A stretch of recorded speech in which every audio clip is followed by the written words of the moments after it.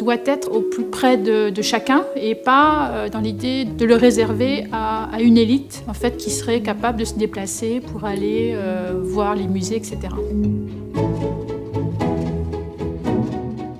Je me suis aperçue petit à petit que les valeurs de la Fondation étaient assez proches des valeurs que moi je pouvais faire passer dans les projets. Et la thématique principale sur laquelle je travaille, c'est l'idée du vivre ensemble.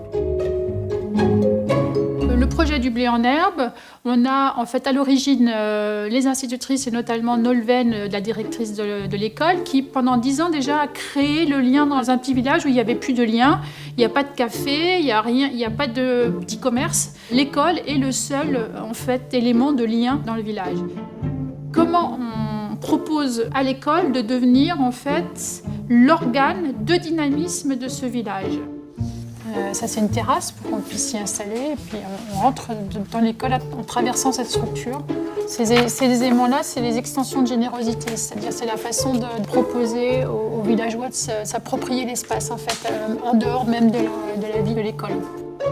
Moi, quand je suis arrivée dans l'école, en fait, j'ai vu que les fenêtres étaient placées très très hautes et en fait, c'était la façon de construire les écoles à un moment donné, de façon à garder l'attention des élèves. Et là, l'idée, c'est au contraire de faire en sorte que le bâtiment soit complètement ouvert.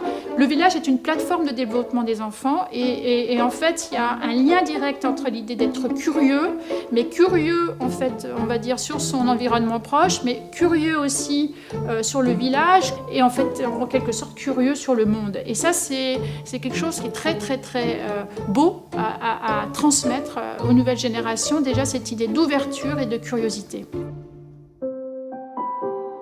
En France, je pense qu'on a cette capacité à être innovant et à faire de l'innovation sociale, en quelque sorte, de trouver de nouvelles formes. Et en fait, ce programme des nouveaux commanditaires en est l'exemple. La Fondation de France a cette utilité, c'est à la fois une garante, mais c'est aussi quelque part la mère en fait du projet, c'est-à-dire qu'il y a un peu cette idée qu'elle représente en fait un certain nombre de valeurs et que le projet il est protégé quelque part par cet organe, ouais, comme un parapluie, je sais pas, je donne cette image en fait qui vient protéger le projet et faire en sorte qu'il va aboutir aussi. En fait, l'objectif de la Fondation, je pense que voilà, il y a l'idée de construire un monde meilleur, mais en fait, chacun va avoir sa propre interprétation. C'est ça qui est beau. C'est-à-dire qu'il y a plein de façons de rendre un monde meilleur.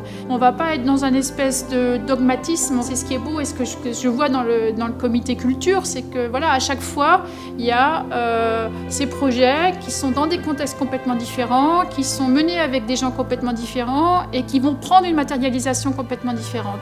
Et c'est ça qui est important. C'est en fait redonner cette diversité, faire en sorte qu'elle existe, et c'est en fait la Fondation qui garantit cette diversité.